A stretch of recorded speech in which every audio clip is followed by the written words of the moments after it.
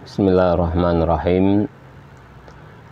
Assalamualaikum warahmatullahi wabarakatuh. Alhamdulillah, wassalatu wassalamu ala rasulillah wa ala alihi wa sahbihi wa man walah, amma ba'd.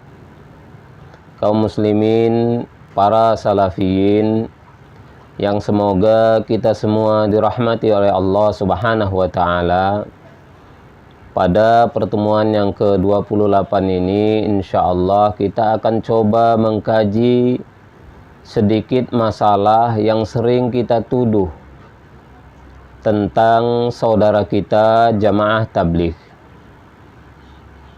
Apakah saudara kita jamaah tabligh itu kelompok yang menyimpang, kelompok yang sesat, atau justru kebalikannya? Kita para salafiyin yang lagi-lagi gagal faham, lagi-lagi menuduh tidak sesuai dengan kenyataan. Para jemaah, perlu kita ingat satu hadis Nabi yang diriwayatkan oleh Imam Muslim, bahwa Rasulullah Shallallahu Alaihi Wasallam bersabda, wa iyyakum wal kadiba fa innal kadiba yahdi ilal fujuri. Kata Nabi Shallallahu Alaihi Wasallam, jauhilah oleh kalian kedustaan, karena kedustaan itu dapat mengantarkan kepada dosa-dosa yang lain. Imam An-Nawawi dalam kitab beliau Syarh Muslim menjelaskan apa yang dimaksud dusta. Kata beliau, innal kadiba inda ahli sunnati huwa al-ikhbaru 'ani syai'i bi khilafi ma huwa sawa'un ta'ammadahu aw ghalata fihi. Kata Imam An-Nawawi, sesungguhnya kedustaan itu menurut ahlu sunnah adalah mengkhabarkan, memberitakan, menyampaikan tentang sesuatu berbeda dengan kenyataan, apakah disengaja atau tidak sengaja. Para jamaah, para salafiyin, hampir semua ustadz-ustadz kita, para ustadz salafi, hampir semuanya menganggap bahwa saudara kita jamaah tabligh adalah kelompok yang menyimpang atau kelompok sesat.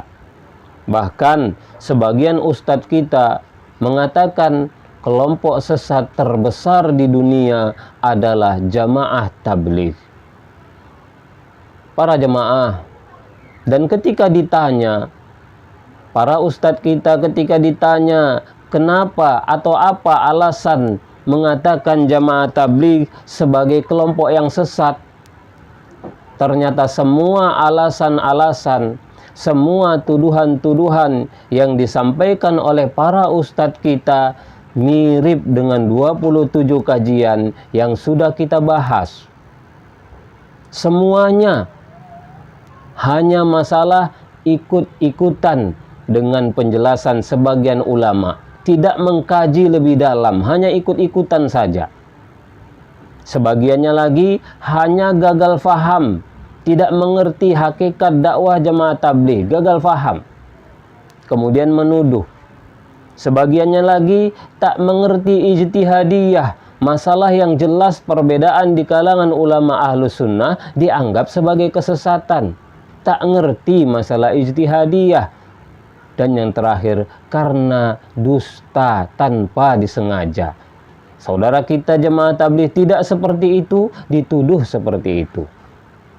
Para jemaah, semua alasan-alasan tersebut demikianlah kenyataan-kenyataannya. Namun di sini insya Allah saya akan menyampaikan teguran untuk satu tuduhan saja, karena satu tuduhan ini adalah tuduhan yang hampir semua ustadz salafi menjadikannya sebagai sebab utama sesat dan menyimpangnya jamaah tabligh. Apa itu? Tuduhan dengan mengatakan bahwa jamaah tabligh adalah jamaah yang berdakwah tanpa ilmu. Baru saja tobat langsung diajak berdakwah, tentu menyesatkan. hampir semua ustadz salafi selalu menjadikan ini sebab utama menganggap sesatnya jamaah tabligh. Para ustadz, para salafiyin yang semoga kita dirahmati oleh Allah, kalaulah kita mau jujur dalam beragama, mau jujur dalam berbicara, mau jujur dalam menuduh, justru para ustadz, tuduhan tadi menunjukkan ustadz kita lah yang sebenarnya berbicara tanpa ilmu. Karena apa? Karena tidak mengerti hakikat dakwah jamaah tabligh. Para ustadz, sesuatu yang sudah sangat dimaklumi bahwa inti dari dakwah saudara kita jamaah tabligh adalah khuruj fi sabilillah. Apa itu khuruj? Khuruj itu keluar, meninggalkan keluarga, meninggalkan semua kesibukan dunia, minimal 3 hari dalam sebulan, minimal 40 hari dalam setahun, minimal 4 bulan dalam seumur hidup. Ngapain? Menuju masjid-masjid Allah, kemudian tinggal menetap beberapa hari di masjid tersebut untuk menguatkan iman, menyemangatkan beramal soleh, mendengarkan bayan. Bayan itu adalah ceramah-ceramah tentang iman dan amal soleh. Lalu setelah itu keluar mengajak masyarakat yang di sekitar masjid, bahkan mengajak orang-orang yang sedang maksiat dengan cara lemah lembut agar juga mau ke masjid. Para ustadz, dan yang menyampaikan bayan ceramah tadi hanya satu orang, hanya orang yang sudah lama di jamaah tabligh atau hanya orang yang sudah sering mendengarkan ceramah-ceramah itu. Artinya dia menyampaikan bayan dan ceramah iman amal soleh tadi masalah yang sudah sering dia dengar, sudah punya ilmunya para ustadz, sudah sering membacanya. Oleh karena itu hampir setiap ceramah jamaah tabligh hampir semuanya seperti mengulang-ulang saja agar iman jadi kuat, semangat beramal soleh. Adapun yang baru taubat, mantan preman, pelaku maksiat, yang baru taubat itu tidak ceramah sama sekali ustadz. Mereka tidak berceramah seperti antum. Mereka hanya ikut mendengarkan ceramah agar imannya jadi kuat. Atau mereka hanya ikut mengajak masyarakat di sekitar masjid, mengajak orang-orang yang lagi maksiat mau ke masjid, sesuai seperti apa yang sudah pernah dia alami. Dia mau ke masjid karena hasil ajakan jamaah tabligh sebelumnya, itu dia ulang, dia sampaikan pula kepada umat Islam di sekitaran masjid. Itu namanya dakwah dengan ilmu ustaz. Yang baru taubat itu nggak ceramah, mereka hanya mengajak sesuai pengalaman yang dia tahu, dan itu justru dakwah Nabi dan dakwah sahabat.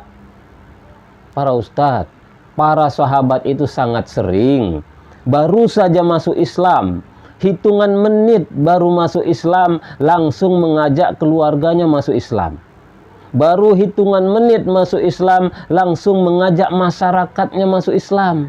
Yang dia sudah tahu tentang la ilaha illallah, itu saja yang dia ajak. Apa berani antum menuduh ustaz para sahabat itu dakwah dengan kebodohan karena baru taubat langsung berdakwah? Memalukan sekali ustaz. Itu bukan berdakwah tanpa ilmu. Berdakwah tanpa ilmu itu menyampaikan sesuatu yang kita tidak tahu.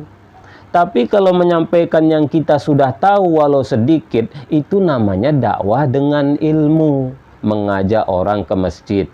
Dia mau ke masjid karena diajak, lalu mengajak orang lain seperti itu juga, namanya dakwah dengan ilmu.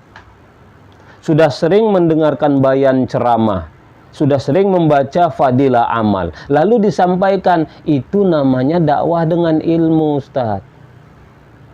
Kalau masalah ada beberapa kesalahan di ceramah-ceramah saudara kita jamaah tabligh, itu satu hal yang biasa. Jangankan saudara kita jamaah tabligh, ustadz-ustadz salafi yang gelarnya sudah LC, MA, bahkan doktor, sangat sering salah ustadz. Padahal gelar pendidikannya luar biasa. Apalagi saudara kita jamaah tabligh yang tidak punya gelar-gelar itu. Wajar ada kesalahan. Antum saja sering salah. Namun kesalahan itu bukan berarti dakwah dengan kebodohan. Begitu juga kalau ada penyampaiannya tak sesuai dengan pendapat kita salafi. Bukan berarti dakwah tanpa ilmu. Itu namanya perbedaan pendapat. Maka para ustadz, para jemaah sekalian, tambahlah ilmu kita, berhentilah menyalah-nyalahkan orang, berhentilah menyesatkan, karena nanti kita jatuh dalam kedustaan. Kalau sudah dusta, kata Nabi, yahdi ilal fujur. Kedustaan tuduhan tadi akan menyebabkan kamu akan melakukan dosa-dosa lain, kedustaan lain. Seperti para ustadz, para jemaah, sebagian ustadz kita, ustadz salafi, mengatakan dakwah ke rumah-rumah, mengetuk pintu, dakwah mengajak orang ke masjid. Sebagian ustadz kita, ustadz besar, mengatakan itu dakwahnya pendeta dan pastor. La ilaha illallah. Dakwah ke rumah-rumah itu ustadz, itu langsung dakwah Nabi, ajaran Nabi kita Muhammad sallallahu alaihi wasallam. Beliau sangat sering mendatangi kemah-kemahnya kaum musyrikin di musim haji, mengajak mereka masuk Islam. Itu ajaran Nabi. Antum tuduh itu ajaran pendeta, ajaran pastor. La ilaha illallah. Berarti antumlah yang bicara dengan kebodohan para ustadz. Maka berhentilah, nanti sangat memalukan. Sebagian ustadz kita, ustadz senior, bahkan sempat dianggap sebagai ahli hadis, sangat senior sekali, luar biasa, mengatakan khurut, meninggalkan keluarga untuk dakwah, itu sama dengan mengembara. Mengembaranya Buddha.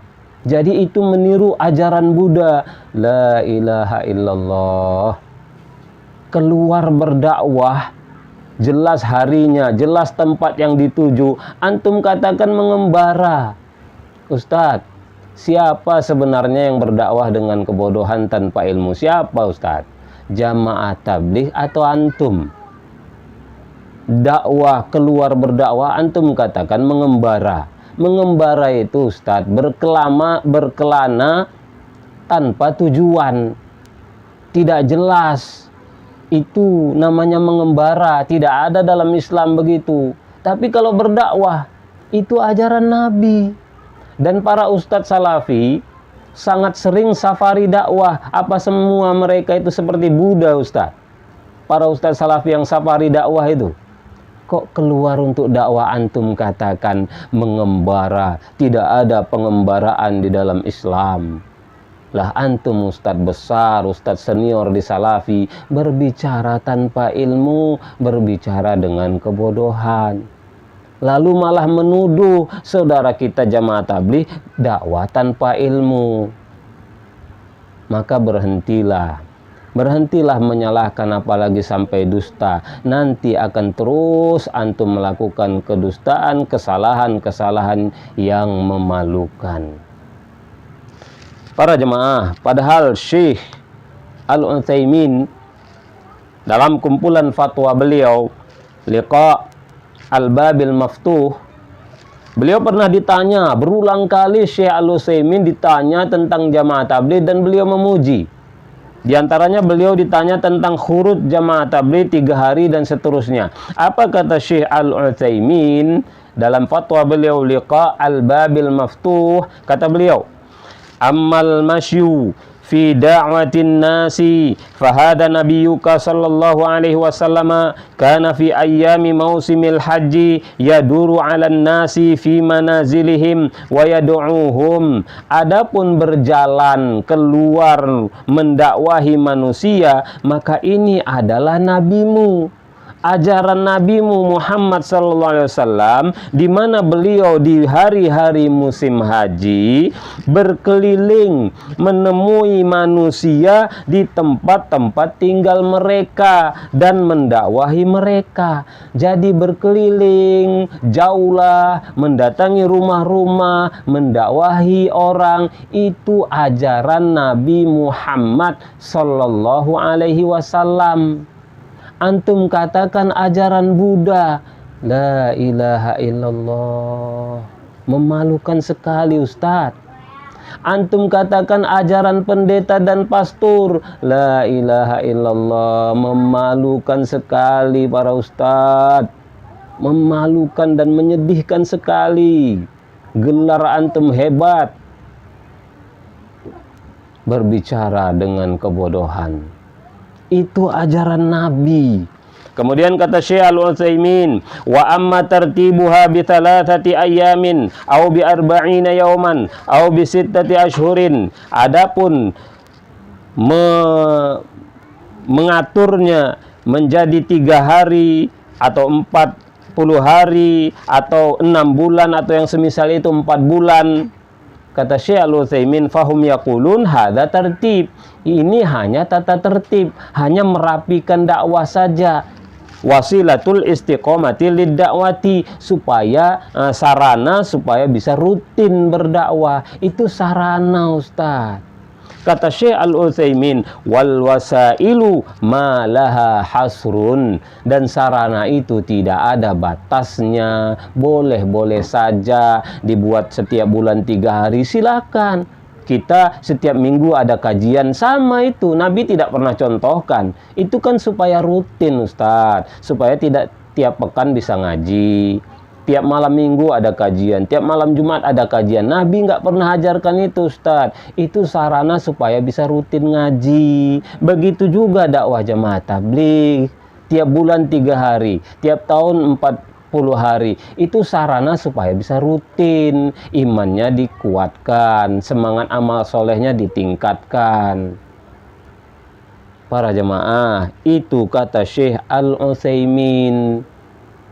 Antum tuduh dakwah pendeta, antum tuduh dakwah Buddha. Berbicara dengan ilmu, Ustaz, jangan dengan kebodohan. Demikianlah nasihat yang semoga ini bermanfaat. Kembali lagi saya menegaskan, berhentilah menyalah-nyalahkan umat Islam, apalagi menyesat-nyesatkan umat Islam. Berhenti para ustadz. Tambah ilmu kita, tambah ilmu antum. Bahkan tidak sekedar menambah, tapi ralat ustadz. Antum sebar kesalahan, antum sebar kebohongan, itu ralat ustadz. Itu dosa besar. Antum melakukan dosa besar, 2 dosa besar. Berbohong dan memfitnah, menyampaikan sesuatu tidak sesuai kenyataan dan menuduh orang yang tidak melakukan.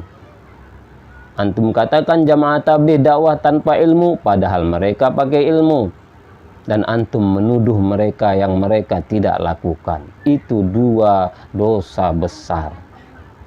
Bertobatlah kepada Allah, ralat kesalahan, tambah ilmu. Semoga Allah memberkahi kita, mengampuni segala kesalahan-kesalahan kita, dan memperbaiki dakwah kita. Tidak lagi menebar kesalahan, kedustaan, tidak lagi menebar fitnah. Wallahu a'lam bishawab. Semoga ini bermanfaat. Assalamualaikum warahmatullahi wabarakatuh.